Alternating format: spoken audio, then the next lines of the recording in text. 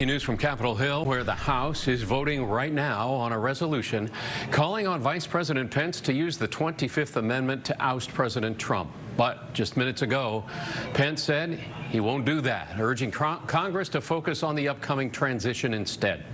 CBS correspondent Skyler Henry joining us live on Capitol Hill with this breaking development. Skyler? Hey, Alan, good evening to you. Yeah, I'm going through the letter right now as we speak. Some of the big takeaways from the vice president's letter to House Speaker Nancy Pelosi. One line saying this: I will not now yield to efforts in the House of Representatives to play political games at a time so serious in the life of our nation. He also goes out to say that I urge you and every member of Congress to avoid actions that would further divide and inflame the passions of the moment. Obviously speaking to what happened here on Capitol Hill last week, but we know that a growing list of GOP lawmakers have said that they are willing to move forward with the possibility of voting to impeach President Trump for his actions last week. We know that we saw the president in front of TV cameras for the first time since the incidents of last week. We also know that there's at least one report out that says that Senator Mitch McConnell is willing to come out and support these impeachment efforts as well. So a lot of things happening here on Capitol Hill as we wait to see what happens next.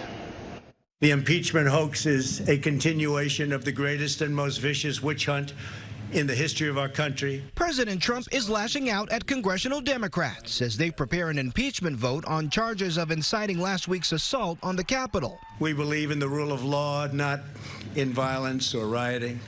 On Capitol Hill, House lawmakers began consideration of a resolution asking Vice President Mike Pence to invoke the 25th Amendment to remove the president from office. This president remains a clear and present danger to the country so long as he continues to serve. I think this resolution is misguided and inappropriate for the legislative branch to pursue. Democratic Congresswoman Norma Torres described an emotional call with her son during the hours-long riot. 5 people died, including one Capitol police officer who was viciously attacked. All I could say, sweetheart, I'm okay.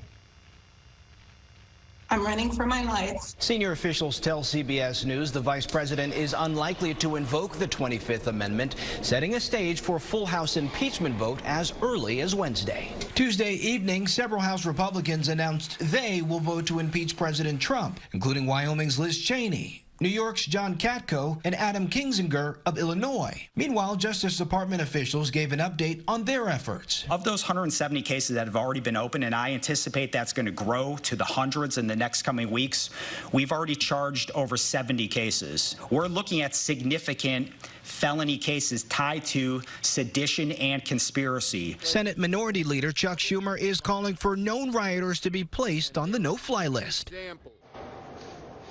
Also, another note on that letter to Speaker Pelosi from Vice President Mike Pence. He's also urging those to focus on the Biden transition and avoid impeachment. But House Democrats say that they want President Trump removed right away, so that vote is expected tomorrow. Now, as for this investigation, we know that federal officials have said this, that they are combing through more than 100,000 pieces of digital media to try to round up as many suspects as they can. If they are charged, they could possibly face up to 20 years in prison. Alan? A lot of moving pieces. All right, Skyler Henry on Capitol Hill tonight. Thank you so much.